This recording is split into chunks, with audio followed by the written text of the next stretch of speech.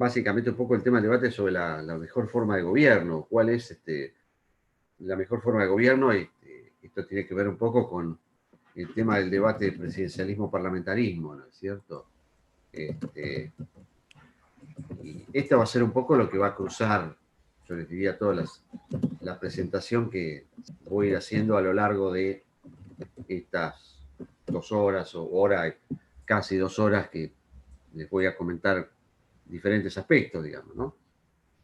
Y en este caso, bueno, esta es una discusión, en principio es una discusión que originalmente empieza ya, o surge a comienzos de los años 80, y surge a partir de un texto muy corto de Juan Lins, que era bajo el título Democracia Presidencial o Parlamentaria, ¿qué diferencia implica?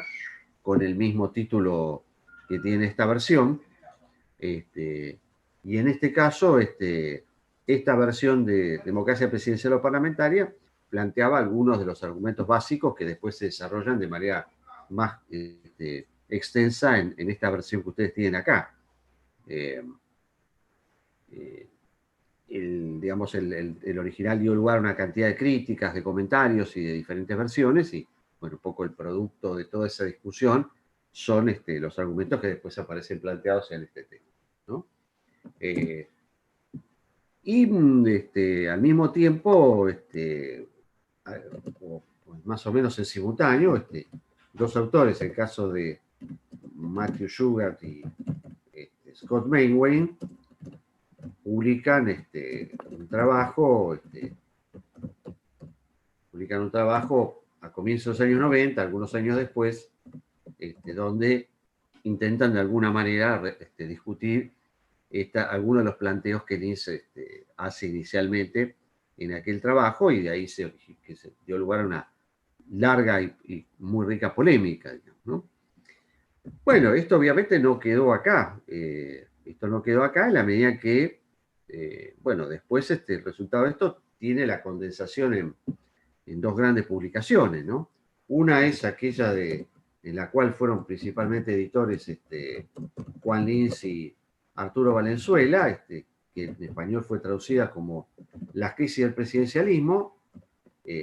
Originalmente este libro fue publicado en inglés allá por 1994. En la versión original en inglés se publicaba en un solo tomo, y después en español se publicó en 2 tomos, uno en el año 97 y uno en 1998, ¿no? Bueno, digamos, fue traducido como Las crisis del presidencialismo, el título original de Failure of Presidencialismo, digamos, como el fracaso del presidencialismo, digamos, ¿no? Bueno, en español fue traducido entonces como Las crisis del presidencialismo, que en la versión española fue traducido en 2 tomos, un primer tomo que aborda diferentes trabajos sobre, digamos, el marco teórico de la discusión, y un segundo tomo que, bueno, hace un abordaje de diferentes casos, ¿no? O algunos de los casos que están planteados ahí: Venezuela, Colombia, Ecuador, Chile, Perú. Bueno, en general son la mayor parte de casos que en buena medida piden a ratificar o fortalecer la hipótesis que está planteada a lo largo de este texto, ¿no? Y más o menos contemporáneo, Mainwaring y Shugart publican el libro Presidencialismo y Democracia en América Latina, ¿no?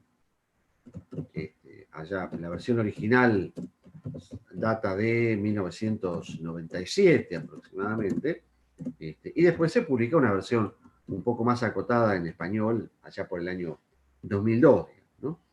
Entonces acá, Las crisis del presidencialismo, el libro de Lins y Valenzuela, y el libro de Scott Mainwaring y Matthew Shugart, Presidencialismo y Democracia en América Latina, en buena medida condensan, ¿Cómo?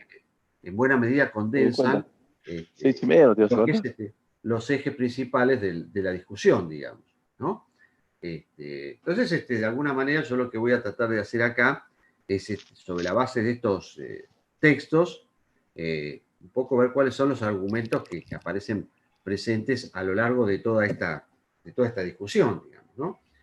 La discusión, cabe hacer una aclaración adicional, que es una discusión que está planteada sobre la base de argumentos muy bien expuestos de manera deductiva. En general, la evidencia que uno encuentra y la que aparece presente en estos trabajos no es necesariamente concluyente respecto a cuál es el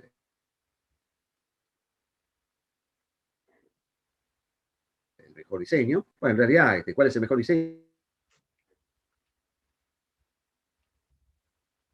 Bueno, depende, de la tradición cultural, ¿no? Depende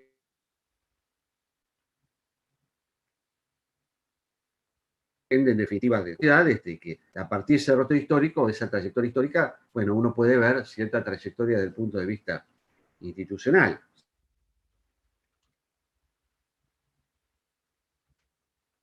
¿Sí? Esto de una cantidad de discusiones como aquellas de, bueno, si en América Latina es posible pensar en una reforma hacia un sistema de tipo parlamentario, digamos, ¿no? Y en qué medida podría o no funcionar un sistema parlamentario en diferentes países de la región. Evidentemente que hay y hubo algunas experiencias de tipo parlamentario en América Latina,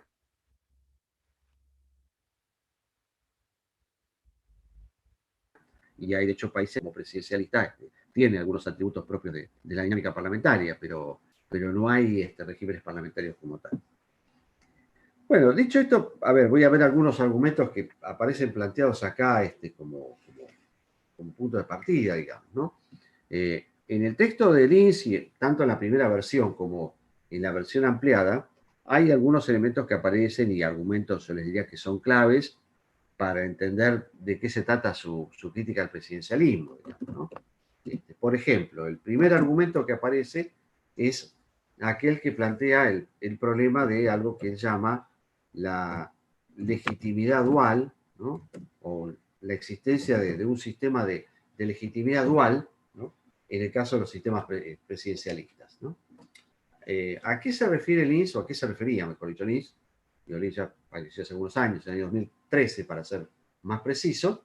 ¿A qué se refería Lins con esta idea? Bueno, lo que él plantea justamente es que en un sistema presidencialista, donde el presidente que controla el Ejecutivo es elegido por el pueblo, o por un colegio electoral que está, digamos, elegido por el pueblo con ese cometido, que es el de elegir una fórmula presidencial, como el mismo poder legislativo que puede ser de unicameral o bicameral, también elegido por el pueblo, tienen la misma legitimidad de origen, ¿no?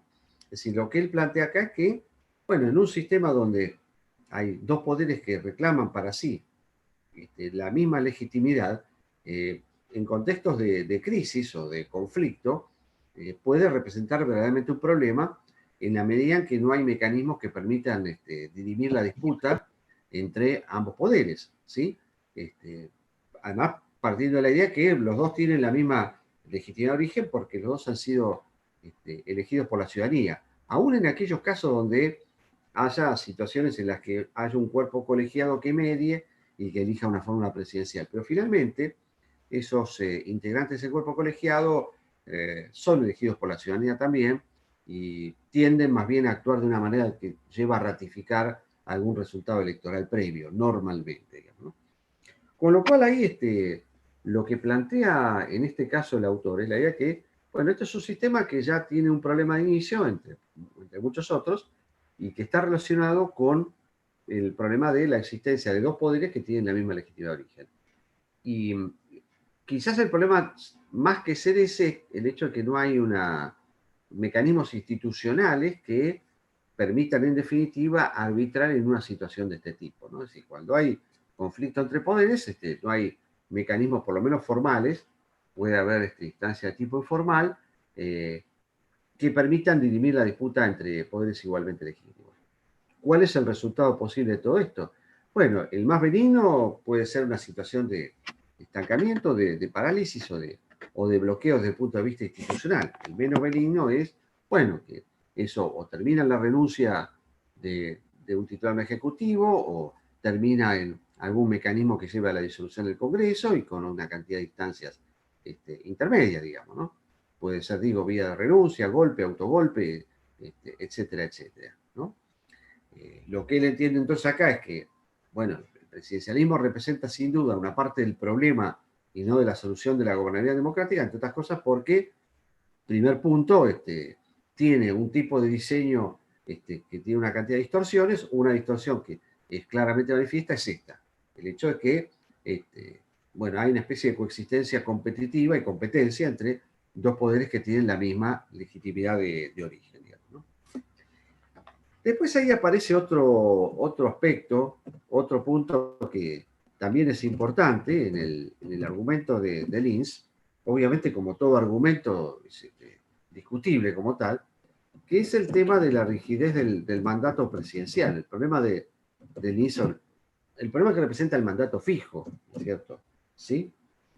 Bueno, acá también estamos en presencia de un diseño en el cual el presidente, si quien controla el Ejecutivo, como quienes integran el Poder Legislativo, son elegidos por un periodo fijo.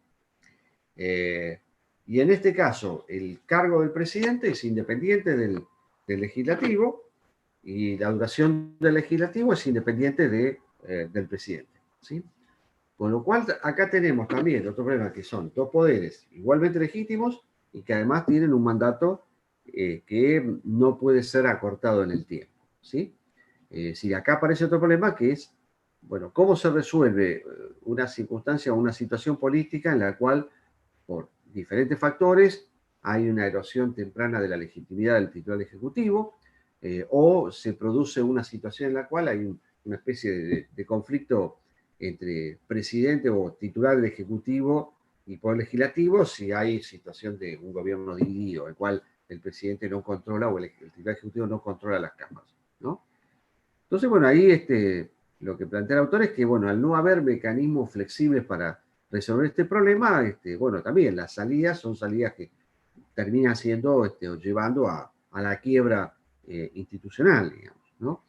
Es cierto, hay un mecanismo que es el mecanismo del juicio político, ¿sí? Pero el mecanismo de juicio político como tal, en la perspectiva como lo plantea Nis, es un mecanismo muy costoso de poner en marcha y es muy costoso en términos de todo lo que implica una situación de traumatismo desde el punto de vista institucional, digamos, ¿no? Con lo cual entiende que ese mecanismo es un elemento más del problema, digamos, que afecta a la gobernabilidad en muchos países que tienen sistema de tipo presidencialista, digamos, ¿no? Bueno, esto, como todos los argumentos, también es bastante relativo. Ustedes van a ver un texto que es el texto de Aníbal Pregnano, van a ver algunos fragmentos del libro de Aníbal Pregnán, de Juicio Político y Nueva Inestabilidad Política en América Latina, donde justamente lo que muestra Aníbal Pregnán en ese trabajo es la importancia y la centralidad que adquiere el juicio político en América Latina como un factor estabilizador en contextos de crisis presidenciales, ¿no? El libro fue publicado allá por el año 2007, si no recuerdo mal, fue ya publicado hace algunos años, y ahí daban cuenta de aproximadamente 6 casos de impeachment en un contexto de más de una veintena de casos de crisis presidenciales, ¿no? Y bueno, analiza las condiciones en las cuales se plantea una situación de juicio. Hoy, actualizado ese libro, podríamos pensar en una versión en la cual, bueno, ya tenga una cantidad de casos adicionales, porque desde el momento que se publicó ese libro a la fecha, después me dieron otros juicios u otro proceso de impeachment, porque ahí me dio el impeachment a Lugo en el 2012, estuvo el de Dilma Rousseff en el 2016, estuvo el de Kuczynski en el 2018, estuvo el muy reciente de Vizcarra, ¿no? Entonces, bueno, digamos que el material siguió siendo abundante, ¿no? Con lo cual ahí aparece un dato que es interesante, que es en las últimas 2 décadas hubo por lo menos 10 procesos de juicio político con diferentes resultados y con diferentes, y a diferentes presidentes en términos, digo, a presidentes de diferente extracción ideológica, digamos, ¿no? Los desenlaces fueron muy variados y los presidentes o la ideología de los presidentes, digamos, que fueron sometidos a ese proceso, también lo fue, ¿no? Con lo cual, eso por lo menos viene a relativizar un poco aquella idea de que el juicio político es como una especie de nuevo instrumento del nuevo golpismo en la región solamente para líderes populares, o que se utiliza como para líderes populares en una especie de lawfare o cosa por el estilo, lo cual, digo, eso es muy relativo en la medida en que uno mira en un contexto de más de 20 años, bueno, ha sido utilizado en diferentes instancias y con presidentes de muy variada extracción ideológica, ¿no? Pero bueno, en el momento que se plantea la primera versión de este texto y la segunda inclusive, eran muy pocos los casos que había de destitución por vía del impeachment, digamos, ¿no? Incluso ahí aparece un caso muy especial, que fue el caso de Ecuador, donde el presidente Abdalá Bucaram fue destituido por una suerte de declaración de inhabilidad moral por parte del Congreso, ¿sí?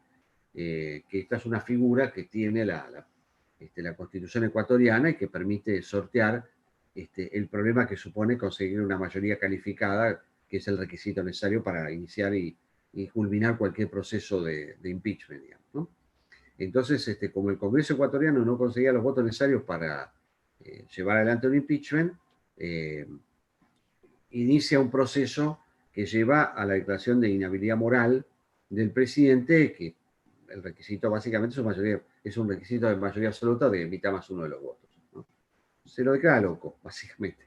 Eso fue básicamente lo que pasó con la Abdalá Bucaram, digamos, ¿no? Es decir, el Congreso ecuatoriano declaró demente y declaró la demencia del presidente, en ese momento el presidente Abdalá Bucaram, digamos, ¿no? Pero bueno, digamos que ahí podemos decir que el argumento es un argumento que, post facto, cae en la medida en que uno ve cómo se despliega el rol del juicio político y como plantea Pérez Liñán, qué medida el juicio político juega un factor o juega como un mecanismo estabilizador en un contexto de crisis presidenciales crónicas, donde lo que caen no son los regímenes, pero sí los gobiernos, ¿sí? Es decir, hay alta inestabilidad de gobiernos, pero no de régimen, digamos, no de régimen político. Bueno, pero bueno, volviendo al ICE, este era un argumento de muchos pesos, y decir, bueno, sin duda el mandato fijo es un problema, si hay condiciones de crisis, porque no existen las herramientas para resolver crisis en contextos de mandatos que tienen que ser cumplidos porque hay un plazo constitucional a cumplimentar, etcétera, etcétera. Este es yo les diría, el segundo argumento, quizás de los más importantes que uno puede encontrar acá. El tercero tiene que ver con otro aspecto, que es algo que él llama la lógica de suma cero, ¿no? Perdón, profe. Sí. ¿Te puedo hacer una consulta que lo vivimos hace relativamente poco, pero no me acuerdo cómo se sale del impeachment? Una vez que el presidente es corrido, se da elecciones, se llama elecciones, hay un periodo, no me acuerdo cómo se sale de eso. No, varía, digo, las fórmulas son muy variadas, ¿no? En algunos casos depende porque, a ver, si son casos, en general, hay una regla general que uno puede encontrar muchas veces, que depende si es antes o después de pasado el promediado la mitad del mandato, ¿no? En general, la regla es si es algún proceso que se da antes de la mitad del primer mandato, en general se suele llamar elecciones. Si no, bueno, lo sucede quien esté en la línea sucesoria, que será un vicepresidente, un presidente de una cámara, o el presidente de la corte, y esa persona culmina el mandato, digamos, ¿no? Eso es en general, digo, ¿no? Es lo que sucede en general, ¿no? Por ejemplo, en el caso de Brasil, cuando fue el de Collor de Mello, que faltaba un año, meses para las elecciones generales, bueno, ahí fue sucedido por el vicepresidente, por Itamar Franco, ¿no? En el caso de Dilma Rousseff, faltaba 2 años más o menos, bueno, en la mitad del mandato, bueno, fue sucedido por su vice para culminar el mandato de Dilma Rousseff, en el caso de Temer, digamos, ¿no? Algunos países ponen esas cláusulas de, bueno, si es antes, entonces se tiene que convocar elecciones y si no, bueno, el vicepresidente culmina el mandato, ¿no? O sea que puede seguir a cargo del Ejecutivo el mismo color político, el mismo partido. Sí, puede seguir es personal. Partido, claro, puede seguir partido o coalición, ¿no es cierto? Acá, por ejemplo, en el caso de Brasil, la salida de Dilma Rousseff llevó a que lo sucediera un vicepresidente que no era del mismo partido, pero que, bueno, los papeles había formado parte de la alianza que permitió que esa fórmula llegara al Ejecutivo, que fuera reelecta, digamos, ¿no? Claro. Gracias. En buena medida, bueno, ahí, bueno, Temer termina siendo un producto de la quiebra de esa alianza partidaria, y bueno, finalmente el PMDB vuelve a la presidencia de Brasil después de muchos años, digamos, casi 3 décadas que no formaba parte no había un titular de ejecutivo que fuera del PMDB, digamos, ¿no? Pero bueno, los mecanismos son en definitiva variados, digamos, ¿no? Bueno, les decía este tema de la lógica de suma cero, ¿sí?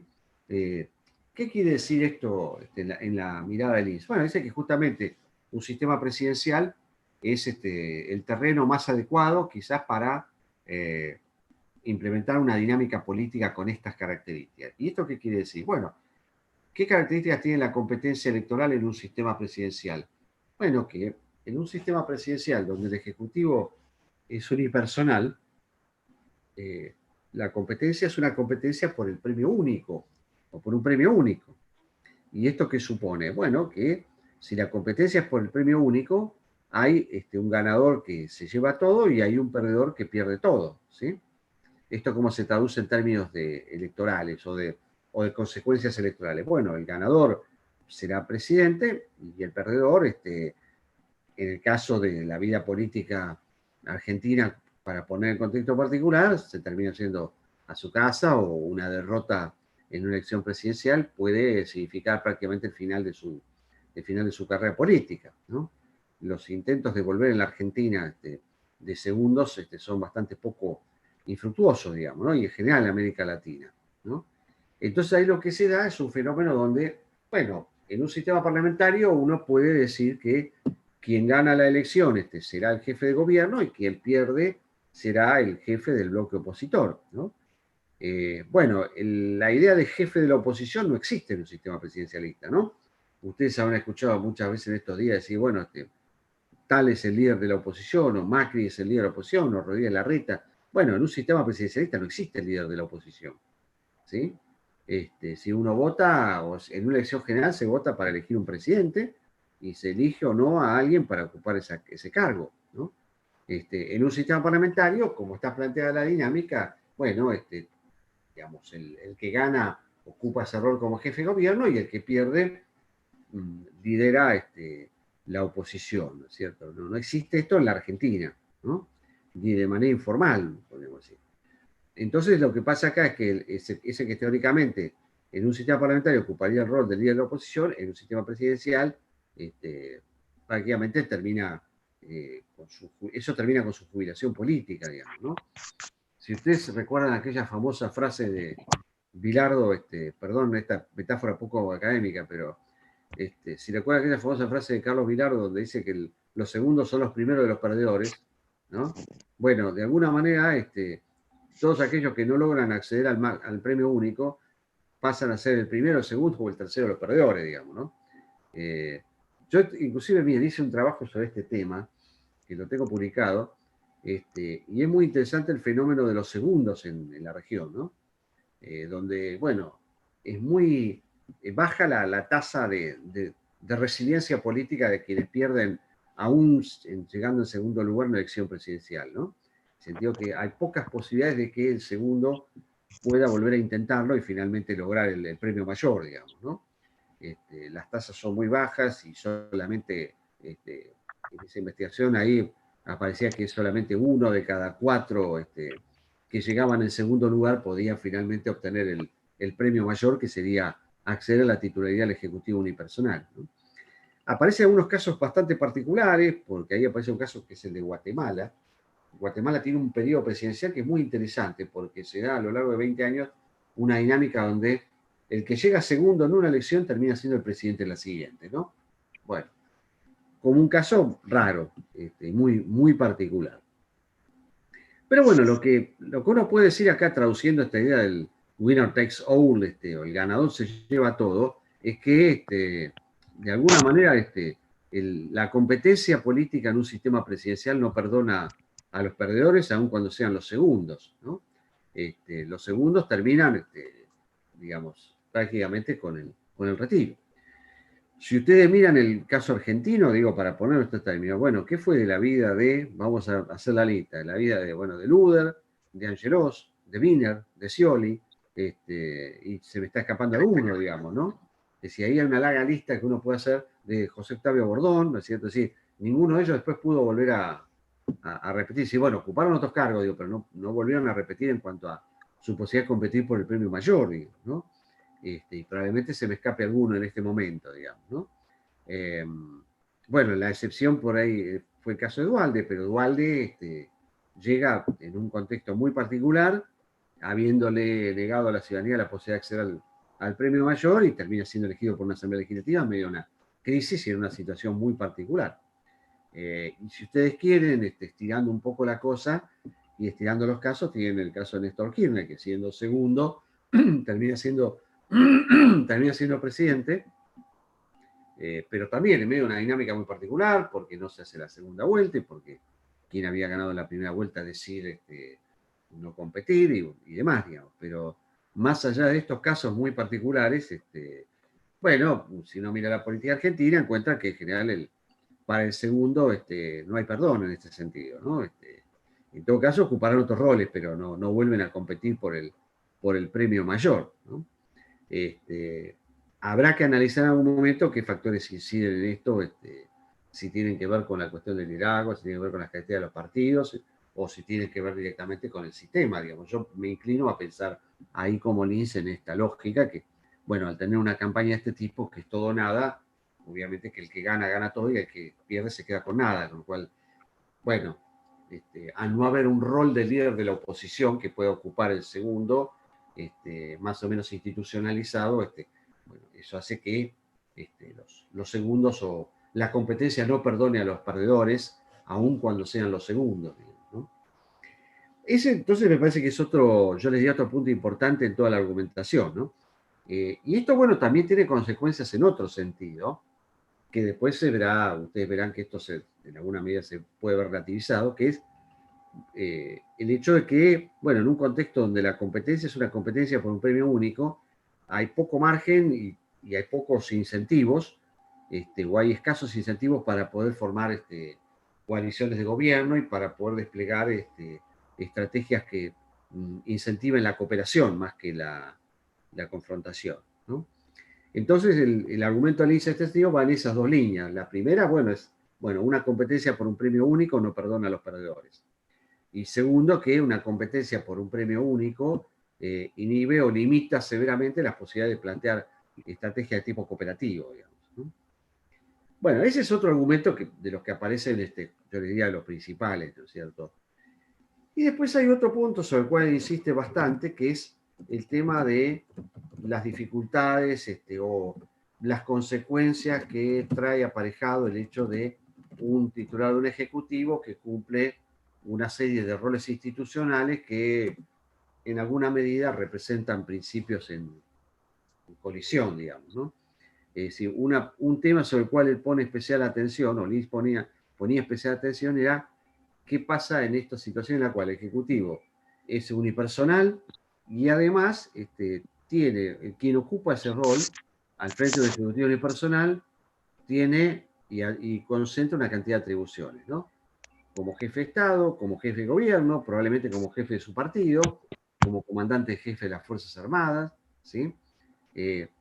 ¿Cuál es el problema que él visualiza acá que trae aparejado esta situación? Bueno, el principal problema que está aparejado es que, bueno, al confundir los roles desde el punto de vista institucional, digamos, ser jefe de gobierno implica representar una parte, ser jefe de Estado implica representar al todo, puede haber una forma de gestión y de gobernar y de comunicar que tienda a confundir la parte con el todo, ¿no? Y al percibirse a sí mismo como parte del todo aquel que expose algún tipo de crítica, bueno, es tratado de manera descalificatoria, denigratoria, y en la medida que el jefe de Estado representa al conjunto, a la nación, a la patria, o lo que fuere, bueno, cualquier tipo de crítica, bien o mal intencionada que se haga, es vista como que se ataca al país, a la patria o a lo que fuere, en la medida que se empieza a instalar esta convicción de que bueno, quien representa una parte representa todo, digamos, ¿no? Al confundirse estos dos planos, puede haber o puede dar lugar a este tipo de confusiones, ¿no? Con lo cual, bueno, lo que se instala es una lógica política que tiende a poner más el acento en la confrontación que en la cooperación como tal, ¿no? Bueno, lo que está claro de estos y de muchos otros argumentos que se plantean en este texto es la idea de que estamos frente a un tipo de diseño institucional que en definitiva es una parte del problema, ¿no? No es parte de la solución.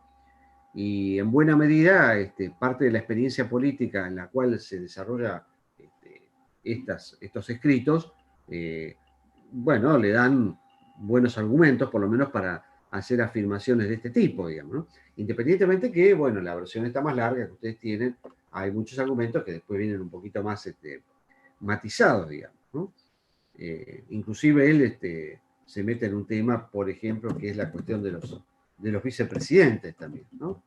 Y él entiende acá que, bueno, el hecho de que en un sistema presidencialista esté presente la figura del vicepresidente esencialmente no altera lo que es la dinámica que tiene un sistema presidencialista como tal, ¿no? Y de hecho, bueno, la cuestión de los vicepresidentes es otro problema adicional también, digamos, ¿no? Que tiene que ver también con el propio rol y el papel institucional más bien difuso que ocupan los vicepresidentes dentro de un sistema presidencialista también, ¿no? ¿Por qué digo esto? Bueno, pues si ustedes miran agarren 3, 4, 5 constituciones de la región y van a encontrar que en la mayoría de ellas aparece un común denominador que es ese rol institucional que no es claro respecto al vicepresidente, ¿no? ¿Qué quiero decir con esto? Bueno, el vicepresidente es una figura que en ciertas circunstancias reemplaza al presidente, pero que no integra el Poder Ejecutivo porque en general la definición de los ejecutivos es que el Ejecutivo es unipersonal y que es ejercido por el presidente, y al mismo tiempo el vicepresidente suele ser una figura que preside un cuerpo que tampoco integra, que es el caso del Senado. En algunos casos y algunas lecturas van en la línea de plantear que en buena medida la ausencia de un rol institucional claro para los vicepresidentes puede ser una buena explicación o puede ser una primera explicación de el tipo de vínculo de confrontación que suele caracterizarlos muchas veces con los presidentes, ¿no es cierto? De hecho, algunas publicaciones bastante interesantes salieron en su momento, ¿no? La historia de la Argentina en este sentido es bastante rica en cuanto a la experiencia y la relación compleja entre presidentes y vices, digamos, ¿no? Entonces ahí, de alguna manera, dice, esto termina siendo la figura del vicepresidente o en definitiva la introducción de mecanismos parlamentarios en sistemas presidencialistas, lo que Lins plantea es, bueno, en definitiva eso no termina de ser más que parches, ¿no? Es decir, bueno, acá tenemos un edificio que se derrumba y, bueno, hacemos arreglos menores, ¿no? Y en definitiva le entiende que la figura del vicepresidente o la introducción de arreglos de tipo parlamentario en un sistema presidencial no es otra cosa que hacer arreglos menores en un edificio que requiere reformas grandes y urgentes, digamos, ¿no? Y entre otras cosas, la gran reforma supone pensar en una propuesta que lleve a un sistema de tipo parlamentario, ¿no?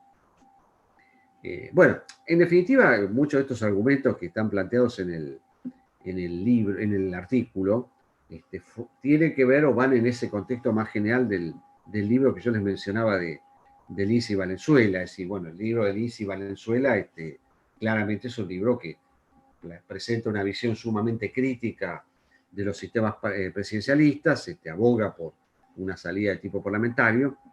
Tal es así que, de hecho, el propio Arturo Valenzuela ha aparecido o reaparece otra vez hace no muchas semanas, planteando para el caso particular de Chile el problema que supone el presidencialismo y que de alguna manera es una cuenta pendiente que tiene la democracia que empezó en Chile en los años 90, digamos, ¿no? Que entre otras cosas una de las discusiones que se debe, entiende Valenzuela, sigue siendo la de modificar el sistema presidencialista chileno, ¿no? Si ustedes en algún momento tienen la posibilidad de acceder al libro, bueno, van a encontrar que está tratado un tema que es el caso venezolano, que era un caso muy particular. Ustedes saben que Venezuela no era en los años 80 y 90 lo que es ahora. Es decir, era visto como una especie de caso modélico en cuanto a las democracias latinoamericanas. Y bueno, así es tratado en el libro, pero tratado de una manera que el autor que lo hace, que es Michael Kopich, plantea la idea de que, bueno, Venezuela era democrática a pesar del presidencialismo y no gracias al presidencialismo, ¿no? Así que bueno, estamos pensando en un esquema argumental que se inscribe dentro del contexto de una publicación, bueno, que obviamente tiene la selección de los trabajos tiene un sesgo que tiene que ver con una visión crítica del presidencialismo y una propuesta, digamos, hacia una salida de tipo parlamentaria, digamos, ¿no? Inclusive en ese libro se incorpora un capítulo sobre Brasil también, donde en algún momento en Brasil hay un debate interesante respecto a la forma de gobierno, donde a principios de los años 90 todo parecía indicar que Brasil se encaminaba hacia una reforma de tipo parlamentaria. Finalmente esto no sucedió y Brasil ratificó después en un plebiscito su sistema de tipo presidencialista. Pero bueno, lo cierto es que las argumentaciones que se plantean en el caso del INS en esta versión más amplia se inscriben en ese contexto más general, que es el contexto de una publicación colectiva que obviamente tiene la visión que tiene sobre el presidencialismo y tiene una visión más bien positiva respecto a la necesidad de plantear un sistema de tipo parlamentario. No sé qué toqué acá. Bueno, esto un poco con respecto al tema el caso particular del INS. No sé si ustedes tienen alguna duda, algún comentario.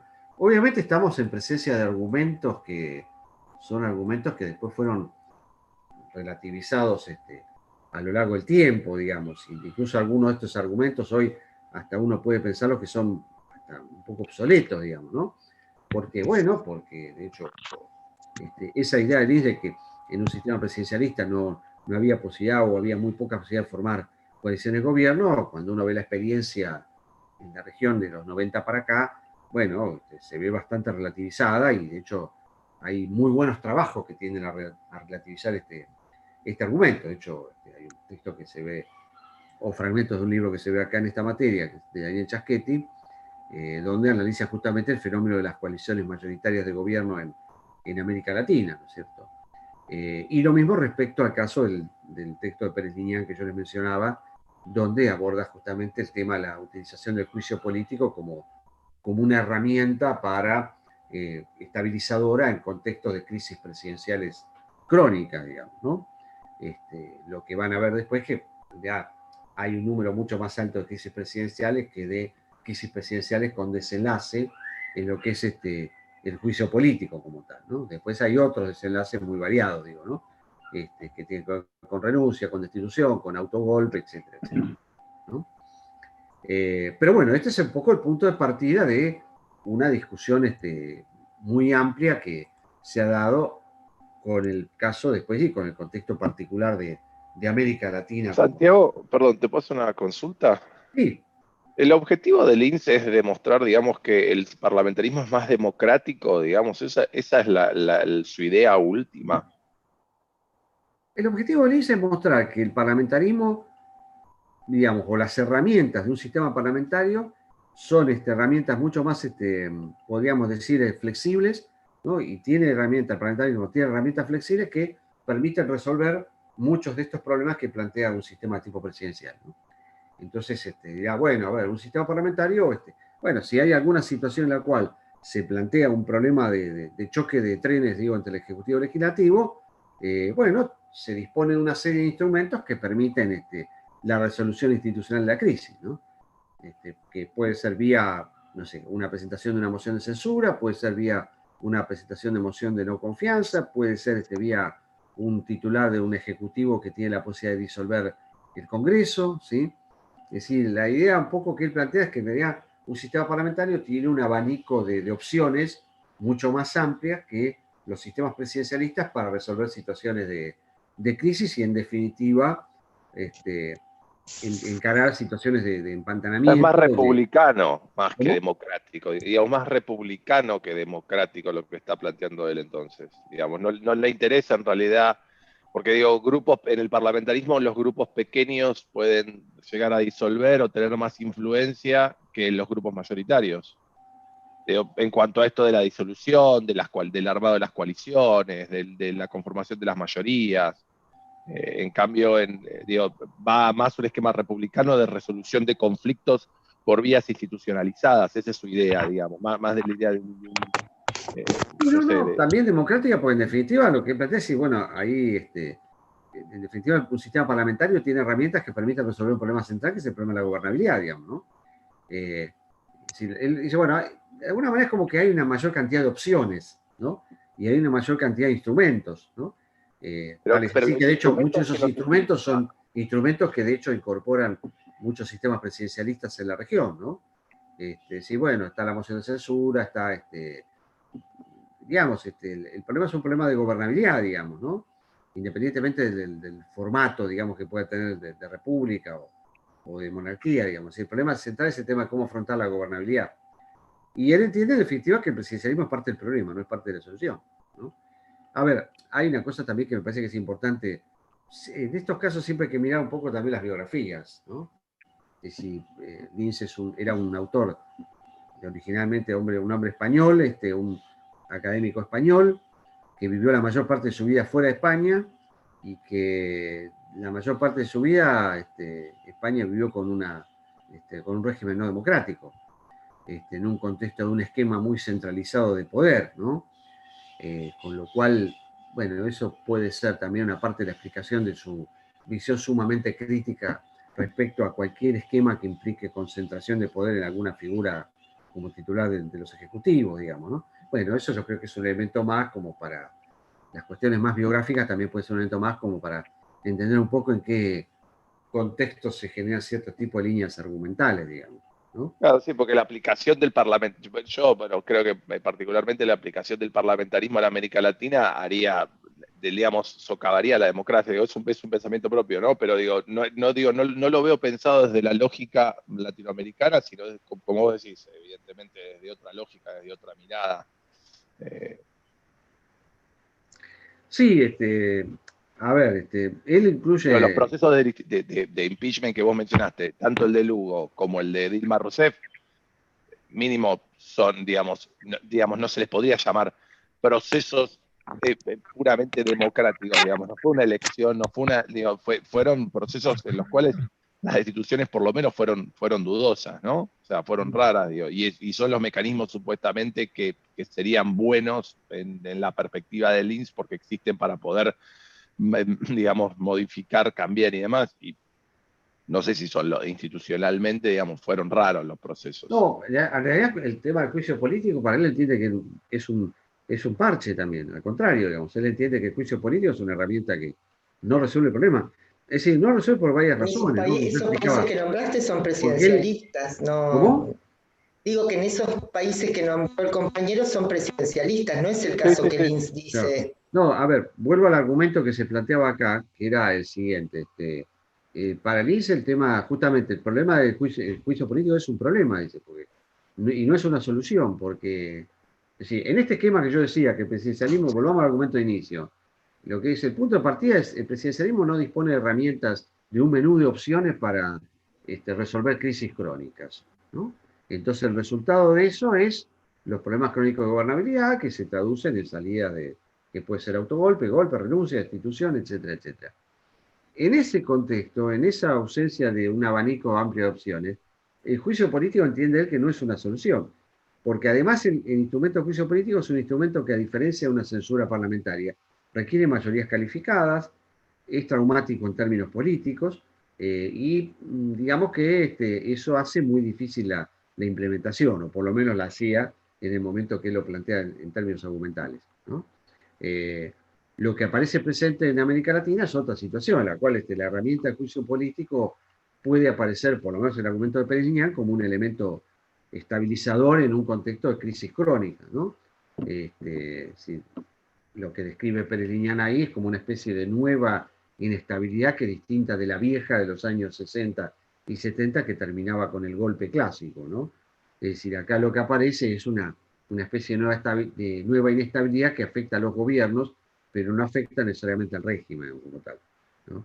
Entonces, en ese sentido, insisto en esto, el argumento es, bueno, la ventaja que tiene un sistema parlamentario es que un sistema parlamentario ofrece una gama de opciones más amplias, y que están muy presentes en cada uno de los argumentos que él despliega acá, ¿no? Es decir, yo decía recién el caso de la lógica de suma cero. Dice, bueno, en un sistema presidencialista la competencia no perdona al perdedor, ¿no?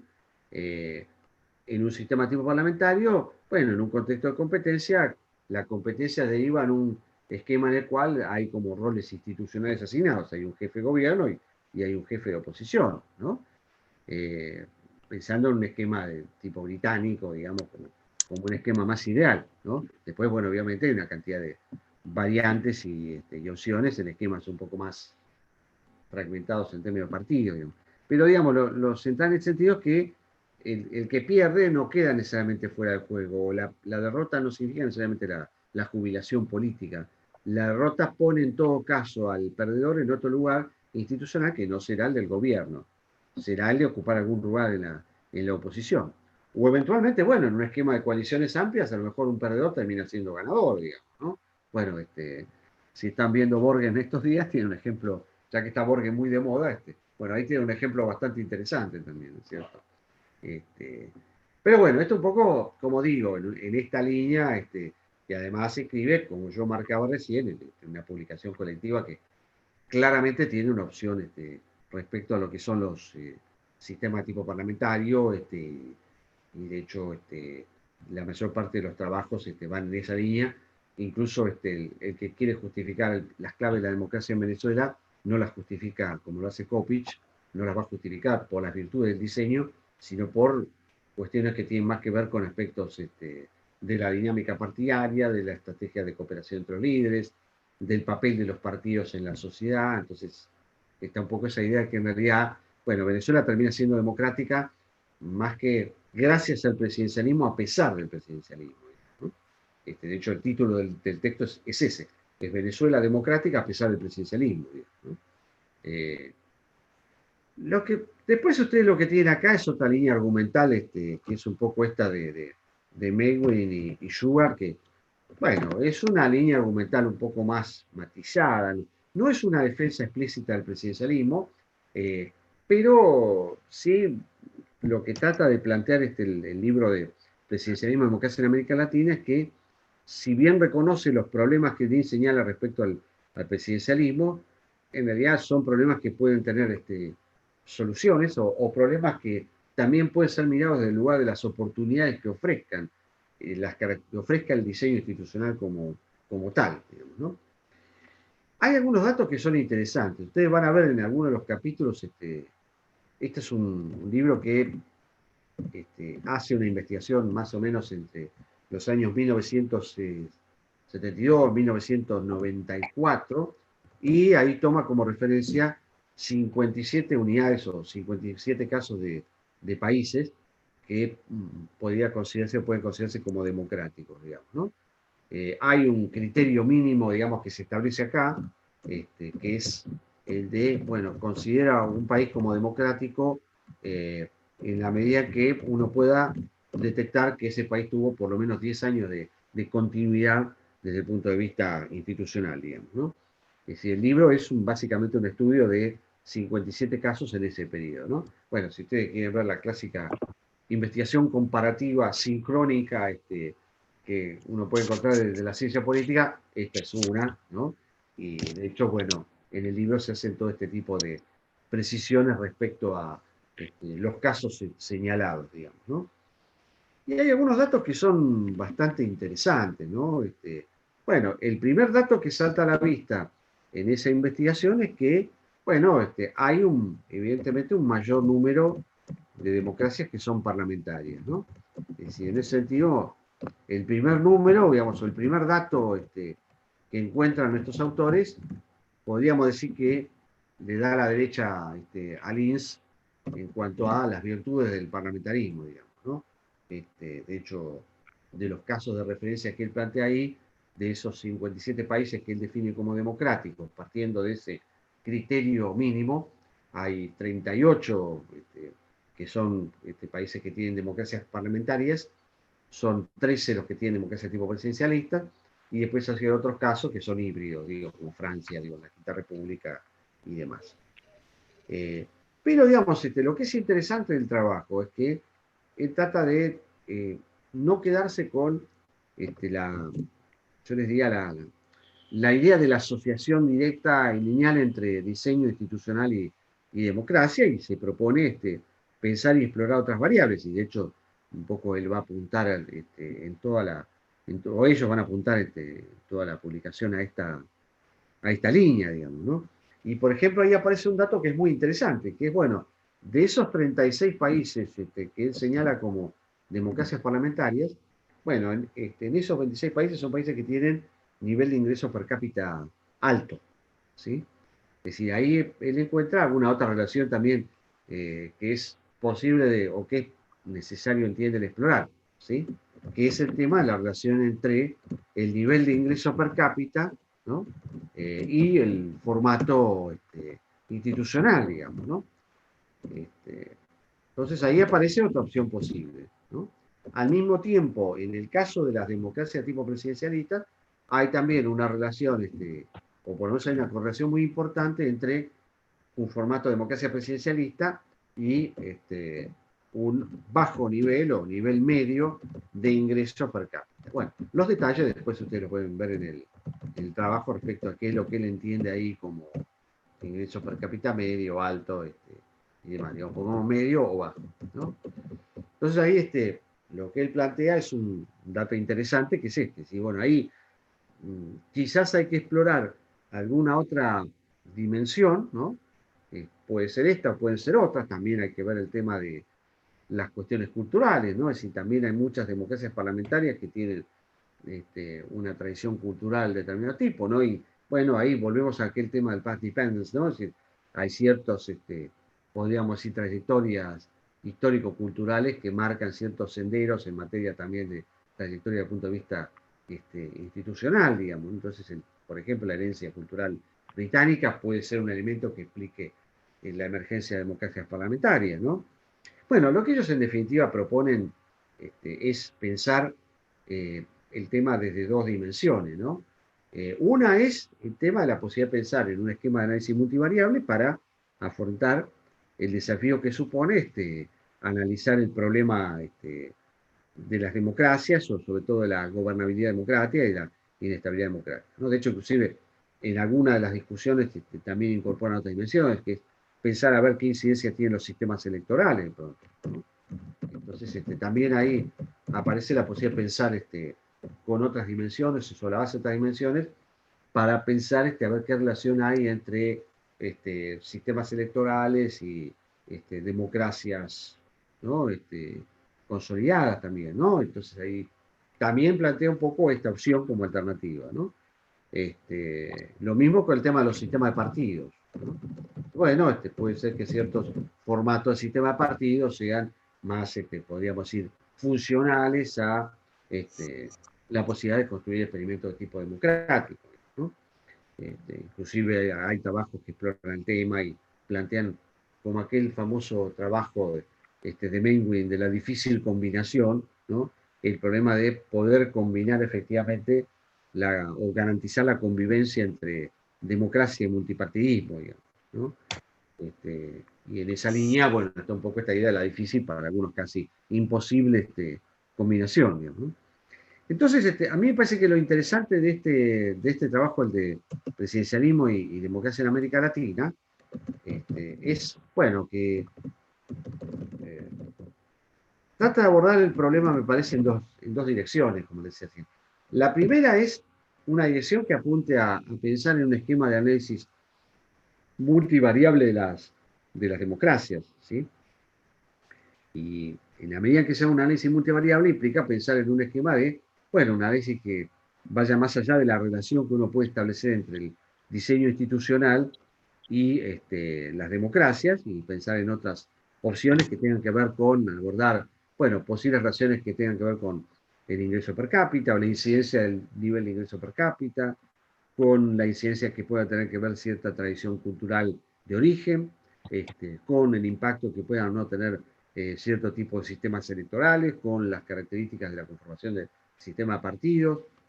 Es decir, más bien ahí lo que está apuntando es, quizá más que a defender al presidencialismo, es a pensar, bueno, el diseño institucional en un esquema de un análisis de mayor complejidad desde el punto de vista de las variables consideradas para abordar un problema que es el problema de la gobernabilidad, digamos, ¿no? A mí me da la impresión cuando uno leo, yo cuando leo y vuelvo y releo este libro, es que me parece que va un poco en esa línea, digamos, ¿no? Y después aparece inclusive el caso de algunas democracias parlamentarias que colapsan también, que ese es un dato que es bastante interesante como tal, ¿no? Y la otra, me parece, la otra línea en la cual creo que el libro va es tratar de mostrar que en realidad, bueno, Lin señala o ha señalado una cantidad de problemas propios de lo que es el formato presidencialista. Bueno, ellos lo que tratan es de alguna manera, mostrar que eso que Lin señala como problemas, y hasta como amenazas, si se quiere, también puede ser una buena oportunidad, puede ser de alguna manera hasta ventajas del sistema presidencialista. ¿Sí? Por ejemplo, el problema de la legitimidad dual, o eso que Nietzsche llamaba como legitimidad dual, bueno, para Liz es un problema, pero para los autores, en este caso, puede ser una ventaja, en la medida que, bueno, la legitimidad dual le plantea mayor cantidad de opciones a los votantes, ¿no? Yo, como les decía al principio, es decir, en la mayor parte de estos casos son muy buenas argumentaciones con esquemas por bien de tipo deductivos, con lo cual las argumentaciones son lógicamente coherentes ambas. Y la evidencia que los respalda, bueno, es relativa y respalda relativamente las dos argumentaciones, digamos, ¿no?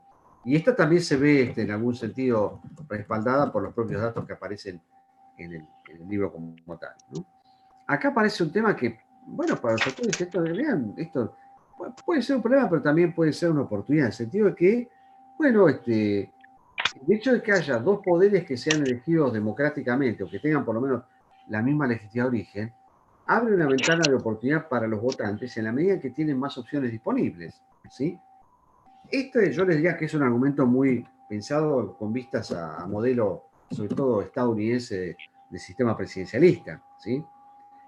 ¿Por qué? Porque ustedes van a encontrar mucha literatura norteamericana bastante clásica que habla de lo que se llama el split ticket voting, ¿no? Que esto sería algo así como el tema del voto cruzado, ¿no? Es decir, bueno, el tema del fenómeno del voto cruzado en la tradición estadounidense, ¿no? Me parece que es el ejemplo que ellos toman como referencia a la hora de pensar en la legitimidad dual como una ventaja más que como un problema, ¿sí? Es decir, la idea es, bueno, en este caso el elector tiene la posibilidad de votar de manera cruzada, de manera tal de evitar el hecho de que haya una excesiva concentración del poder en manos de alguna mayoría en particular y, bueno, eso puede ser una parte de la explicación de que los electores, el elector promedio de Estados Unidos tiende a votar de manera distinta, independientemente de lo que esté en juego en una elección, ¿no? En general suele votar de una manera en una elección presidencial y de otra en una elección legislativa para garantizar cierto contrapeso y evitar la excesiva concentración de poder en alguna mayoría en particular, digamos, ¿no? Acá funciona. Si ustedes miran series electorales de Estados Unidos, en la mayor parte de los periodos, salvo, bueno, algunos tramos, el gobierno ha sido gobierno dividido, en el sentido que el Ejecutivo no ha tenido el control sobre las cámaras, ¿no? Hay algunos periodos excepcionales que sí, pero en general, más bien se da este fenómeno que los ejecutivos no controlan el poder legislativo, ¿no? Por ahí controlan una cámara, como pasa ahora, como es el Senado de los republicanos, pero no controlan la Cámara de Representantes, digamos. Es decir, Trump tiene mayoría en el Senado, pero no en la Cámara de Representantes. Puede pasar esto también, digamos, ¿no?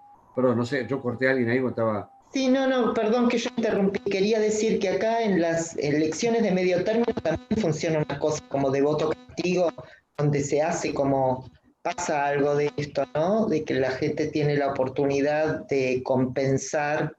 Pero no es un tema, no se trata de voto castigo necesariamente acá, puede serlo, pero en general esto me parece que es más una cuestión que arraiga en cierta tradición muy metida en la cultura política americana de, bueno, que en una sociedad plural nadie tiene que tener todo el poder y esto de alguna manera el instrumento electoral es una herramienta para garantizar que en el plano de lo que es los poderes de Estado ningún actor tenga la mayoría, digamos, ¿no? Ni que tenga una especie de suma del poder público ni cosa por el estilo.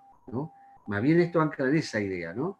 Independientemente de que puede haber voto castigo también, y eso no es una materia a descartar, ¿no? Pero esto, el tema del voto cruzado, más bien apunta a esta idea de, bueno, como yo tengo más opciones, en la medida que tengo dos poderes distintos, donde elijo de manera distinta, porque además eligen a representantes que los conocen porque son representantes de sus propias circunscripciones, y los pueden incluso interpelar en asambleas locales, dato el famoso tema de los caucus, digo, que siempre hablaba Weber cuando hablaba del sistema de partidos en Estados Unidos. Más bien está pensado en esos términos, ¿no? Es decir, esa idea de, bueno, para garantizar el contrapeso, una forma de garantizar el contrapeso es, bueno, votar en diferentes sentidos, en un contexto en el cual en general, por lo menos históricamente, no han sido maquinarias excesivamente ideologizadas, ¿no? Estamos hablando, pensando en un esquema de 10 años atrás, digo, ¿no? Bueno, hoy Estados Unidos está mucho más polarizado de lo que estaba hace 10 años y de lo que estaba en el momento que se publica este trabajo, ¿no? Entonces, en un contexto de una sociedad mucho más polarizada, probablemente el margen para esta variedad de opciones es un poco menor, digamos, lo que está planteado acá, ¿no? Esto está pensado en ese esquema de contexto en el cual hay como una competencia que se funda en algún consenso bipartidario explícito o implícito, y que se trata de maquinarias que han sido ideológicamente más pragmáticas desde el punto de vista ideológico, ¿no? No es el caso del Partido Republicano actual, y no es el caso del Partido Demócrata actual, ¿no? Más bien asistimos a una situación de polarización que ya se viene dando en los últimos años, sobre todo, ¿no? Pero bueno, este es un argumento en esta discusión más abstracta, ¿no? Como dicen los abogados, ¿no? Bueno, esta es la discusión abstracta, ¿no? Esta es la materia abstracta, ¿no? Bueno, en la materia abstracta de la discusión presidencialismo-parlamentarismo, acá se entiende que, bueno, esto termina siendo una ventaja, ¿no? Porque al elector le da más posibilidades de elegir en ese sentido, ¿no? Después ahí él menciona otras ventajas que entiende que un sistema presidencialista tiene, digamos, ¿no? Bueno, una es el tema de la responsabilidad, ¿no? En un esquema digamos, voto por premio único, dice, bueno, esto no sé si necesariamente es un problema, ¿sí? Porque también puede ser visto como una oportunidad en la medida que en un esquema donde hay premio único y donde las opciones electorales son más claras, bueno, el elector tiene la posibilidad de definir y evaluar de manera retrospectiva o de manera prospectiva cuál es el papel que los diferentes actores han cumplido como gobierno o como oposición, ¿no? Si se trata de un candidato que por X circunstancia no puede ser reelecto, bueno, la evaluación no comprenderá por ahí al candidato oficialista, pero sí al candidato que representa al partido que está en el gobierno en ese momento, ¿no?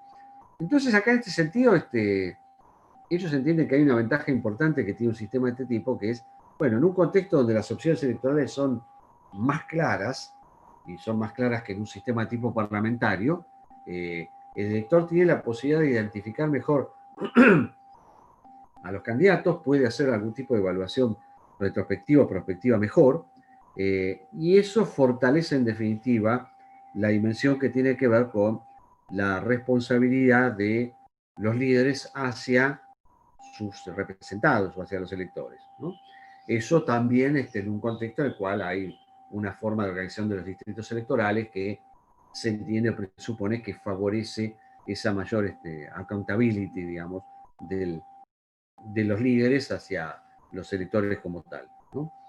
Entonces ahí dice, bueno, este es un sistema que en algún sentido, en los términos de cómo funciona, fortalece entonces la responsabilidad o la accountability, la electoral por sobre todas las cosas, y al mismo tiempo es, digamos, una opción más interesante que el parlamentarismo en términos de la mayor identificabilidad para los electores de sus líderes o de las propuestas, digamos, que plantean los líderes, y eso en definitiva entonces permite la evaluación o algún tipo de evaluación sea hacia atrás o hacia adelante, digo, ¿no? En términos del pasado o en términos, o pensar en algún tipo de evaluación a futuro, digamos.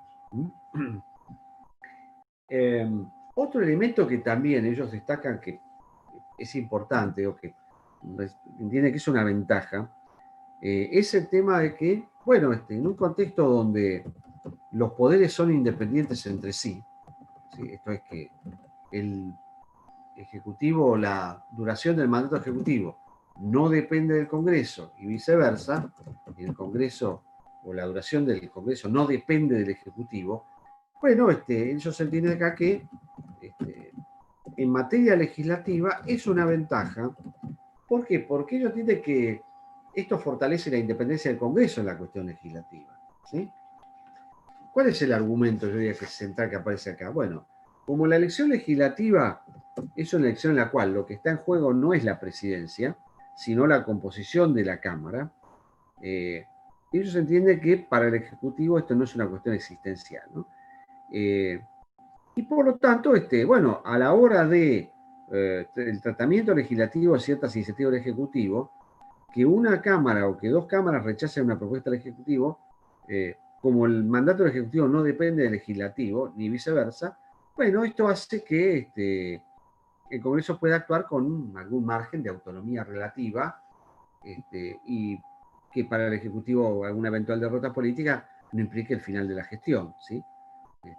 Si una propuesta del Ejecutivo no prospera, finalmente, bueno, eso tendrá otro tratamiento en otro periodo legislativo, pero el Ejecutivo continúa porque el Ejecutivo no depende de la confianza parlamentaria, ¿no? En todo caso, una derrota política es una derrota política, no es una moción de censura, ¿sí? O no necesariamente es una moción de censura, ¿no?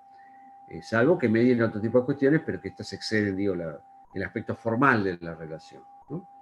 Pero ahí entonces aparece un tema que es siguiente, dice, bueno, que en realidad el tipo de formato que tiene el sistema presidencialista fortalece la posibilidad o garantiza cierto margen de independencia relativa del Congreso en materia legislativa en la medida en que en el tratamiento legislativo de propuestas e iniciativas del Ejecutivo no está en juego la permanencia del titular ejecutivo al frente del cargo, porque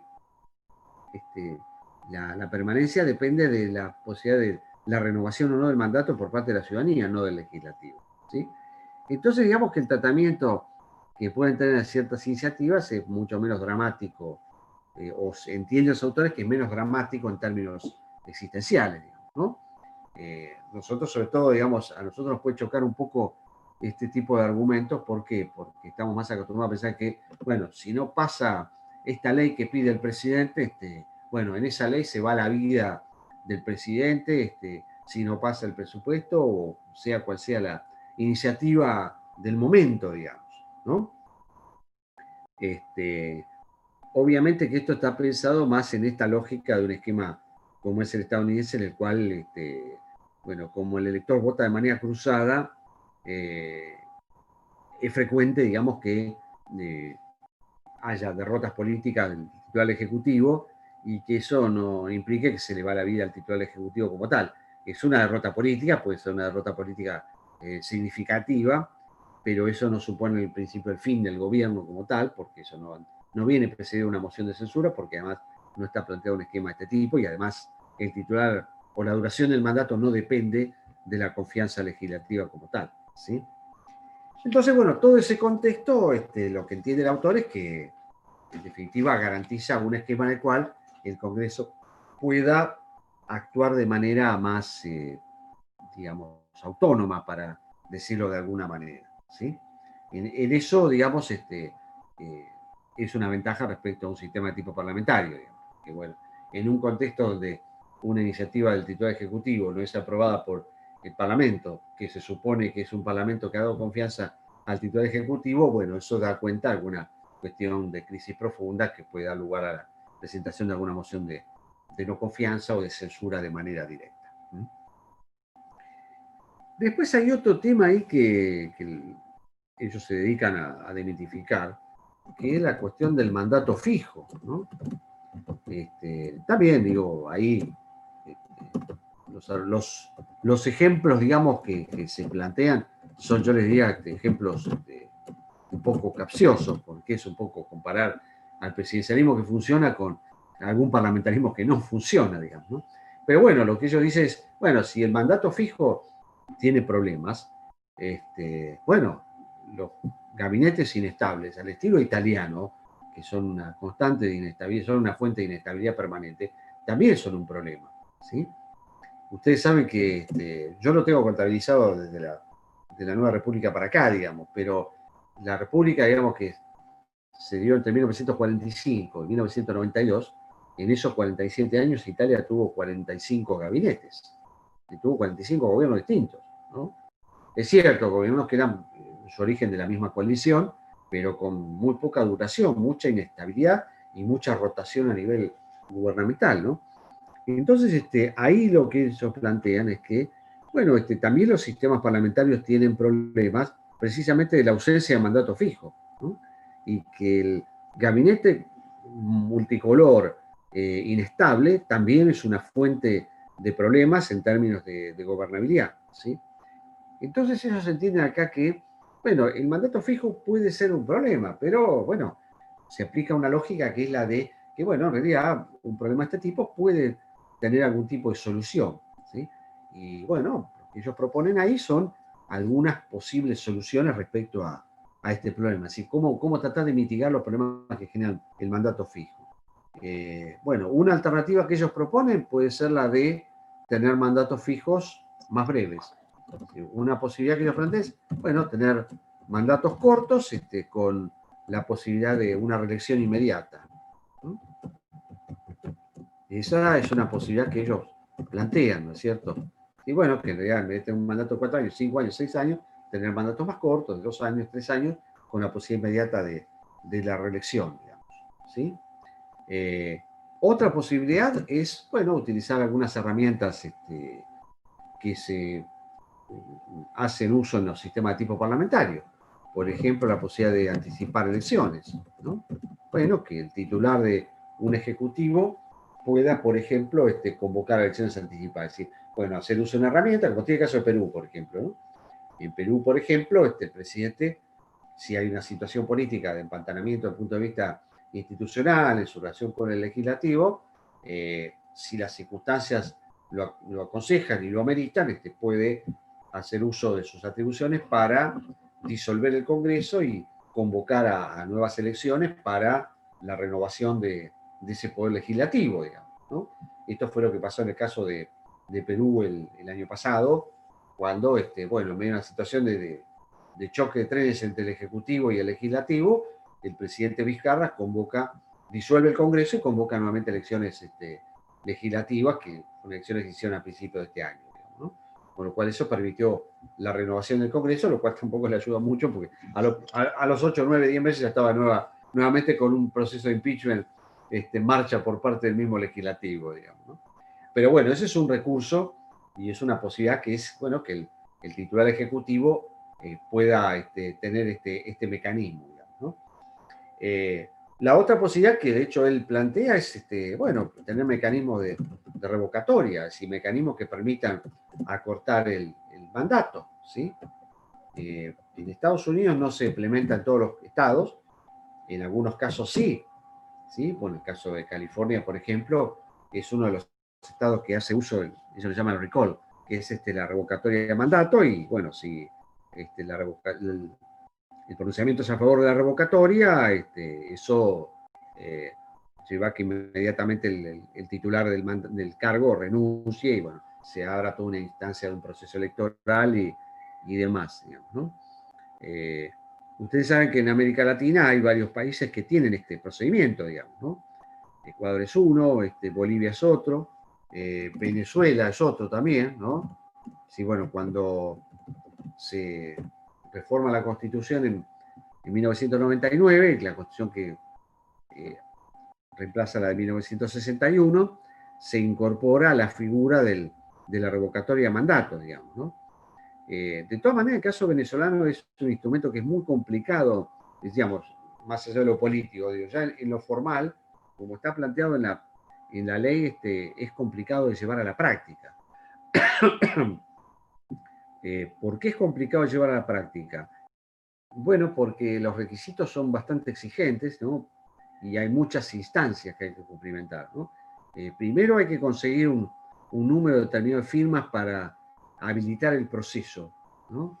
Después hay que conseguir las firmas necesarias para habilitar la revocatoria, que es aproximadamente, no recuerdo si el 10% del padrón electoral, si no recuerdo mal. Y después, para que el resultado sea un resultado favorable, tiene que cumplirse una cantidad de condiciones. Una es que, bueno, para que una revocatoria sea reconocida como tal, tiene que haber un mínimo de participación del orden del 25% de los ciudadanos habilitados para votar. Y en segundo lugar, que para que una revocatoria sea favorable, el número de votos a favor de la revocatoria tiene que ser mayor al número de votos que alguien obtuvo para ser titular de un cargo determinado, ¿sí? Y además, bueno, agrego una tercera, que es un instrumento que puede ser utilizado durante una única oportunidad en el mandato que tiene un titular. Bueno, si el mandato es revocado, bueno, también depende si es antes o después de la mitad del mandato. Si es antes, hay convocatoria inmediata de elecciones. Si es después, alguien asume para culminar el mandato, digamos, ¿no? Entonces eso lo agrega una complicación adicional, que es un instrumento que puede ser utilizado en una única oportunidad. Si la persona sale airosa del examen y la revocatoria no prospera, bueno, no se puede volver a convocar otro referéndum revocatorio durante ese mandato, ¿sí?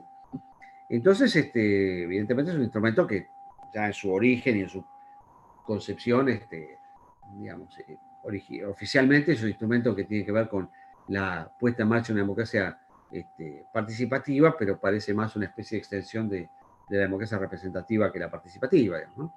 Bueno, y es dificultoso, tan dificultoso es que en Venezuela durante el tiempo de Chávez solamente fue utilizado en una oportunidad, en el año 2004, en un contexto político de mucha complejidad, que venía precedido a más de un contexto 2002-2003, donde bueno, había habido un intento de golpe fallido, un lockout empresarial, movilizaciones callejeras, bueno, un contexto de mucha polarización política.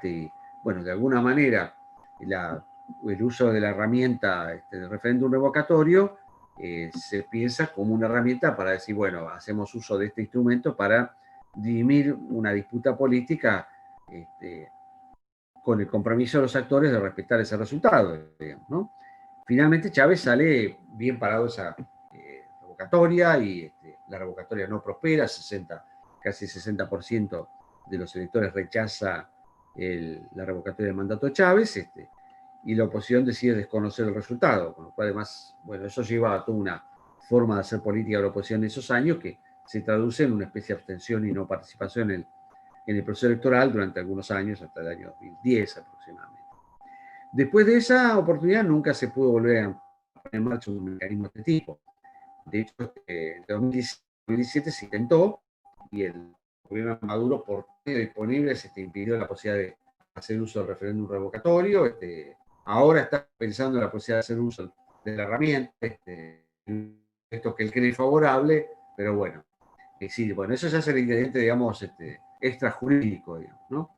Pero ya en sí, el instituto es un instituto complicado de poner en marcha, pero una posibilidad es pensar en herramientas de este tipo un poco menos complejas que también podrían resolver ese tema, digamos, ¿no?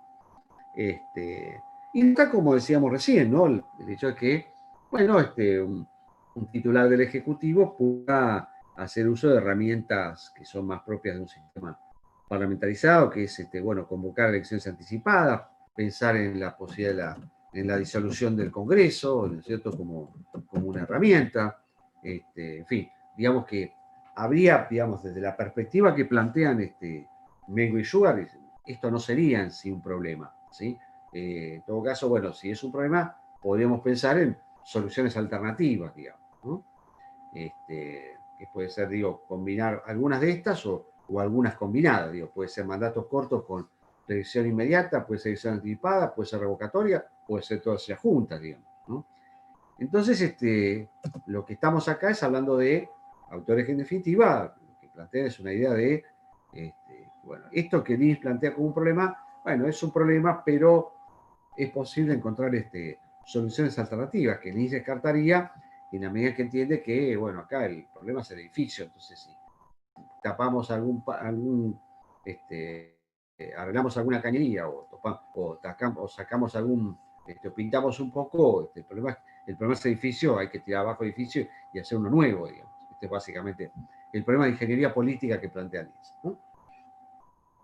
Entonces, en este sentido, esto sería una oportunidad. Sí, bueno, el mandato fijo puede ser un problema, pero también hay una oportunidad que es pensar en mecanismos que permitan compensar la rigidez de un mandato establecido en una constitución, que solamente el presidente puede ser destituido por un mecanismo de alto costo y muy traumático como es el impeachment, el juicio político como tal.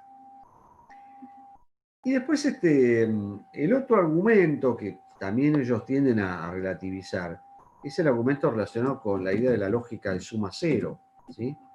Si ustedes recuerdan, yo les decía hace un rato que Lins planteaba que uno de los problemas que tiene un sistema presidencialista, y sobre todo que eso se manifiesta en el momento de la competencia electoral, es que, bueno, al ser un sistema presidencialista, una forma de gobierno que está basada en un poder ejecutivo unipersonal, la competencia es una competencia que se da alrededor de un premio único, con todas las consecuencias que yo describí acá, digamos, ¿no? Un poco esto que yo les graficaba de manera un poco más brutal de, en realidad, una competencia electoral en un sistema presidencialista no perdona a los perdedores, digamos, ¿no?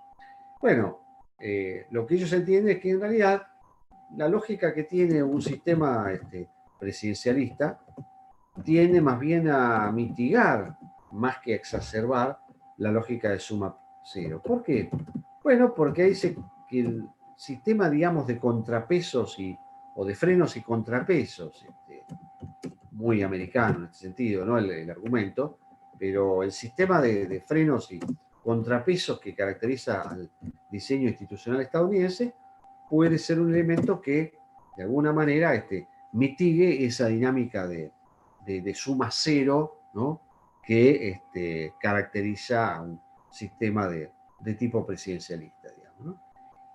Y esto, digamos, limita en definitiva la posibilidad de que el que gane se lleve todo, ¿no? Bueno, el que gana puede llevarse el Ejecutivo, pero bueno, dentro de 2 años tiene una elección legislativa y en esa elección legislativa, bueno, ese es otro examen, es otro partido y puede dar lugar a que la oposición tenga, o quien fue derrotado en la elección presidencial, tenga su revancha en ese sentido, ¿no? Por esto que hablamos al principio del tema de la disponibilidad de opciones, el pre-ticket voting y esa idea de la cultura política americana de mantener un sistema donde nadie tenga todo el poder, digamos, sobre todo en términos políticos, ¿no? Bueno, y ahí también, digamos, esto un poco complementado con otros mecanismos que él entiende, o ellos, mejor dicho, entienden que pueden complementar o pueden mitigar acá ese esquema, digamos, de una lógica de ganador que es un ganador que se lleva todo, digamos, ¿no? Bueno, esto ya hace jugar otras dimensiones. Bueno, en un esquema donde hay partidos disciplinados, donde hay distritos uninominales, donde el resultado se resuelve por una simple pluralidad, y un esquema, digamos, donde los ministros tienen la posibilidad de disolver el Parlamento, como es el caso de Westminster, bueno, eso puede también permitir limitar de alguna manera esta dinámica, digamos, ¿no? Bueno, esto un poco como una especie de gran síntesis, si quieren, de muchos de los argumentos que se plantean acá. En definitiva, como yo les decía, estamos frente a un trabajo colectivo que más bien apunta a 2 direcciones. La primera es, como les decía al principio, pensar en la posibilidad y explorar, bueno, la posibilidad de una especie de análisis multivariable, ¿no? Para abordar un problema que es el problema de la gobernabilidad democrática. La segunda es, y que está planteado en una especie de polémica, podríamos decir, amistosa, digamos, es en realidad pensar no en una defensa explícita del presidencialismo, sino en una mirada que tienda a pensar las posibles ventajas que tenga el presidencialismo o mirar las ventajas en aquellos atributos que Lins plantea como problemas del presidencialismo, ¿no? Y como yo les marcaba acá, toda la argumentación va en esa línea, ¿no? Si Lince entendía que el hecho de contar con dos poderes igualmente democráticos era un problema, bueno, ellos entienden que no, porque eso puede ser una ventaja del lugar del elector en la medida en que el elector tiene más opciones para elegir, ¿no? Y eso explica un poco el tema muy americano de split ticket voting, que además está explicado también en la propia literatura, digamos, ¿no? El otro, bueno, el tema de, digamos, el contar con un esquema de un ejecutivo unipersonal se entiende como una ventaja porque, bueno, le da al elector la posibilidad de identificar mejor las opciones y poder evaluar incluso mejor al titular del ejecutivo, ¿sí? Si es un esquema, un ejecutivo que además con un partido que gobierna solo, ¿sí? Esto es mucho más difícil en un sistema parlamentario. Es decir, en los sistemas parlamentarios de asamblea, que hay gobiernos de coalición con muchos partidos, la responsabilidad o el incentivo para la responsabilización es menor y la posibilidad de identificabilidad por parte del elector de los niveles de responsabilidad de cada partido también lo es. ¿No? Es decir, bueno, en un esquema donde gobiernan 5 o 6 partidos, es mucho más difícil para el elector decir, bueno, a ver, ¿quién es el que tiene la mayor cuota de responsabilidad? ¿No? Incluso porque a veces hay esquemas en los cuales el titular del Ejecutivo es el titular de un Ejecutivo que en realidad es un partido que fue uno de los que tuvo menos votos, pero que, bueno, en la negociación política termina siendo electo como tal, ¿no? Bueno, iba a decir algo de Borgen, pero si lo comento, voy a spoilear una parte, así que me lo voy a guardar. Pero porque es un tema justo de la tercera temporada. Pero bueno, si no, cuento al final, así que no lo voy a hacer. Pero bueno, puede haber situaciones, de hecho, se han dado esquemas en los cuales el partido o el jefe de un partido minoritario termine siendo el primer ministro. Entonces ahí aparece un tema que es complejo, porque además es un tema complejo en términos de legitimidad. Que si, bueno, a ver, el partido que saca 5% de los votos termina poniendo el primer ministro, ¿no? Ahí aparece un problema también que afecta a la propia legitimidad de origen de un gobierno como tal, ¿no? El otro elemento que yo les marcaba también el tema del mandato fijo, ¿no? Que ahí señala un problema que tiene o que resulta o que está vinculado a la rigidez de los mandatos, ¿sí? Pero que ellos entienden acá que esto puede ser un problema subsanable en la medida en que se planteen herramientas y que en realidad hay un menú de herramientas que se pueden utilizar dentro de la lógica de un esquema presidencialista. Y el tema de la lógica de suma cero, que en ese sentido los autores, en este caso Mencken y Schubert, entienden que, bueno, la dinámica de un sistema de frenos y de contrapeso desde el punto de vista institucional, de alguna manera compensa la lógica de suma cero propio de una elección presidencial que sí, es indiscutible que se da en términos de una lógica de un ganador que se lleva todo y un perdedor que pierde todo, ¿no? Bueno, de alguna manera existe un sistema en el cual hay una especie de esquema de pesos y contrapesos, de check and balance, como se dice en la literatura. Bueno, de alguna manera eso mitiga los efectos de esta idea de una dinámica de suma cero que ni señalaba como propios de un sistema de tipo presidencialista como tal, ¿no? Una cuestión que yo marcaría para cerrar, el argumento, sobre todo, como está planteado en el caso de Mencken y Schubert, apunta más que a las virtudes del presidencialismo, apunta más a las virtudes de aquel que ha funcionado, o que por lo menos históricamente funcionó, que es el caso del presidencialismo estadounidense, digamos, ¿no? Y de alguna manera hay como una comparación entre un presidencialismo que funciona con aquellas variantes que no lo han hecho. Sobre todo son aquellas que son las variantes más extremas del parlamentarismo, que son sobre todo las de parlamentarismo de asamblea, ¿no? Si al estilo del caso, no sé, la Francia de la Cuarta República, o el caso de Italia en sus diferentes contextos de Primera República y Segunda, digamos, ¿no? Si son estos esquemas de países que tienen gobiernos de asamblea, no de gabinetes, que, bueno, al ser gobierno de asamblea se construyen sobre coaliciones que son muy, muy inestables en términos políticos, ¿no? Y que tienen muy alta rotación en cuanto a lo que son los gobiernos, digamos, ¿no? Y eso además genera, bueno, toda una dinámica electoral bastante crónica, digamos, que también genera un lógico desgaste también a en la ciudadanía y en los actores partidarios, digamos, ¿no? Cuando ustedes vean el tema Borges, que ahí sí puedo hablar en general de esto, bueno, ahí también aparece un poco este tema, que es, bueno, hay una cosa de gimnasia crónica electoral que también implica un desgaste para los actores políticos y para la ciudadanía, porque en la medida, bueno, son básicamente poca rotación en términos de los actores que participan de esa competencia electoral, pero bueno, hay un problema ahí que es el problema de la formación del gobierno, digamos, ¿no? Y se van planteando diferentes alternativas en términos de los posibles escenarios de coaliciones, como diría Riker, mínimamente ganadoras, ¿no? Bueno, en ese sentido, más allá de cierta particularidad, hasta de cierta ingenuidad que uno puede pensar que caracteriza la política danesa, es interesante para pensar en esos términos la política en un sistema parlamentario, ¿no? Pero bueno, esto digo un poco como para hacer una suerte de cierre en cuanto a lo que es esta dinámica, de lo cual, bueno, uno puede decir cuál es el mejor diseño, bueno, depende en definitiva, ¿no? Y como plantearía Sartori, bueno, también depende de ciertas cuestiones que tienen que ver con el contexto, con la tradición cultural, ¿no es cierto?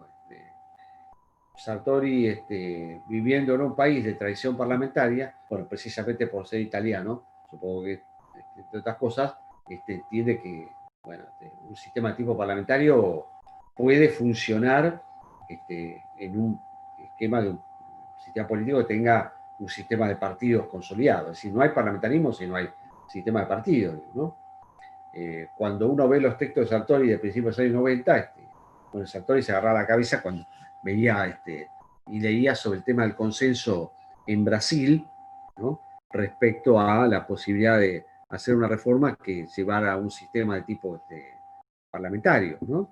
Él usaba inclusive un término que era el de partidos de alquiler, ¿no? Brasil es un país que tiene una situación de crónica fragmentación de su sistema de partidos, tal es así que es uno de los países que tiene más altos índices de fragmentación en disciplina partidaria y tiene uno de los más bajos niveles de nacionalización de sus partidos y de sus sistemas de partidos. Bueno, en un contexto de ese tipo, Sartori entendía que plantear una dinámica de tipo parlamentaria era inviable, ¿no? El parlamentarismo en Brasil era básicamente inviable, ¿no? Y lo trasladaba en general a buena parte de la región. Entendía que, bueno, una dinámica de tipo parlamentaria en un contexto sin partidos fuertes, podía generar una especie de versión caricaturesca de la versión italiana, ¿no? Que de por sí es una versión bastante caricaturesca como tal, digamos, ¿no? Entonces, bueno, ahí la discusión es esta, si, bueno, una reforma es una reforma que obviamente se da en cierto contexto y dependiendo un poco también de las propias trayectorias en términos políticos y en términos culturales, ¿no? En el caso, como decíamos, de Brasil, bueno, la discusión que se reabre durante la constituyente de los 80, que no se resuelve en la constituyente, sino que se acuerda resolver en un plebiscito años después, 5 años después, bueno, se da en un clima político en el año 92, 93, el cual parecían dar las condiciones para que se aprobara una reforma hacia un sistema de tipo parlamentario. Bueno, finalmente esto no sucedió por diferentes razones. Bueno, en medio de todo ese clima operó el tema del juicio político a Collor, que fue hecho de manera bastante expeditiva, y bueno, fortaleció un poco el argumento a favor de la posibilidad de resolver las crisis institucionales dentro de la lógica de tipo presidencialista.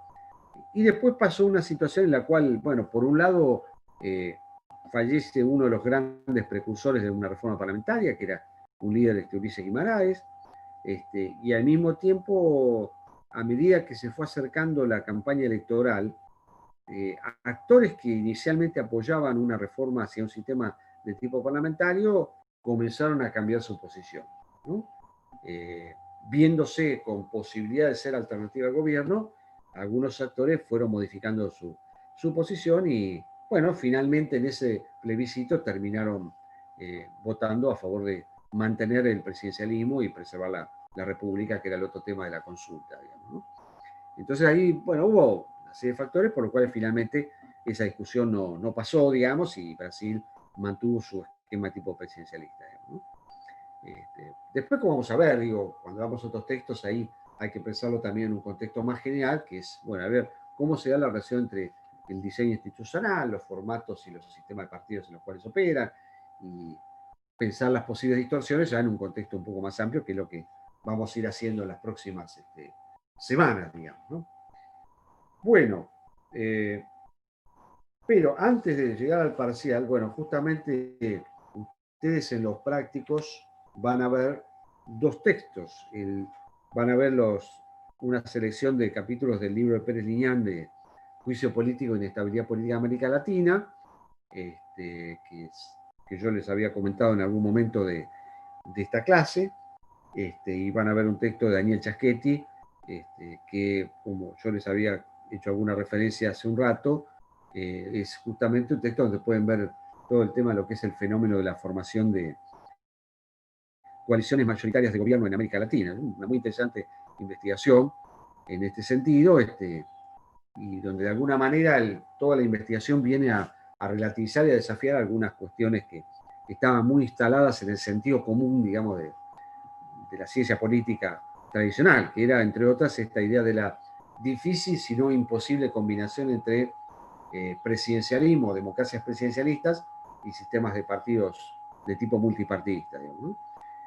Justamente lo que viene a mostrar acá el texto o la investigación de Chaschetti es que, bueno, coaliciones de gobierno multipartidistas son de alguna manera el formato bajo el cual es posible el funcionamiento de las democracias presidencialistas como tal, ¿no? Santiago, perdón, ¿esos textos Sí. dónde están?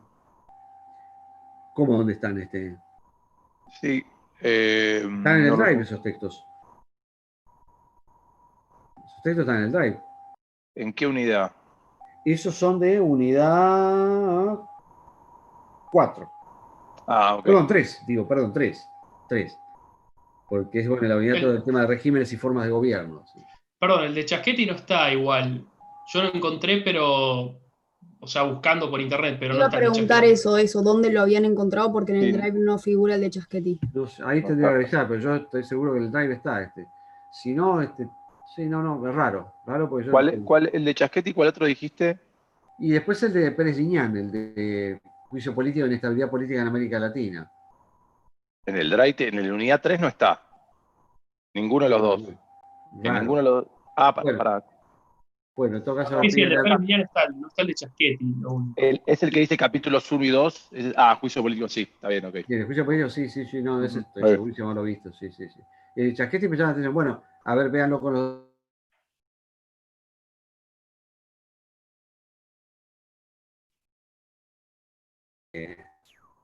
A ver si hay alguna no estoy disponible qué pasó, pero bueno, fíjense a ver con los docentes a ver qué pasa con ese texto. Y ahí cortamos, digamos, ya después cada semana que viene ya arrancamos con nuevos temas y nuevas unidades. El corte justo de la unidad 3, digamos, ¿no? Eso después del parcial ya, ¿no? Así que bueno, y en mi caso particular, a la vuelta me toca volver con temas de partidos y me toca volver con un texto de Crowell, que es justamente un esquema así modélico sobre partidos políticos, y bueno, se ve un poco como para lo que viene después, que es algunas semanas que vamos a ver este tema de partidos, sistemas de partidos, que nos va a llevar unas 6, 7 clases más o menos, digamos, ¿no? Antes de entrar a ver sistemas electorales. Bueno, ¿alguna consulta, algún comentario de esto que hemos visto acá? Lo que no sé si la clase estuvo grabada, que eso yo no reparé en ese detalle. No sé si se grabó la clase. Bueno, genial, perfecto. ¿Alguna consulta respecto a esta discusión o anteriores? De forma, profesor, simplemente conocer un poquito el mecanismo del parcial. El mecanismo del parcial. ¿Cómo va a ser? Sí, estamos terminando de definirlo eso. Lo que sí va a ser, en principio va a ser un parcial escrito, y lo van a hacer el martes que viene en el teórico. El cuatrimestre pasado trabajamos en la línea fue una cosa más de tipo choice. Creo que nos vamos a inclinar por esa alternativa. De todas maneras, bueno, ya en las semanas les van a dar más precisiones, porque además, digamos, precisiones inclusive porque al trabajar en plataforma tienen que tener algunas instrucciones básicas cuando el ingreso y demás, porque hacer el examen en plataforma, si ya hicieron ustedes en algunas otras materias, supone que hay un horario de entrada, un horario de cierre para hacer el examen, y bueno, hay una cantidad de cuestiones técnicas que después se las van a comentar en los prácticos ahora entre jueves y viernes, digamos.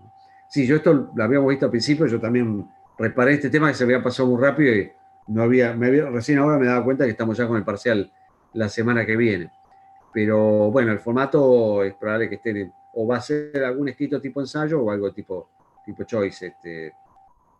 Digamos, en esas opciones andamos barajando, por lo menos hasta ahora, así que bueno, las definiciones ya las van a tener con el transcurso de la semana, ¿sí?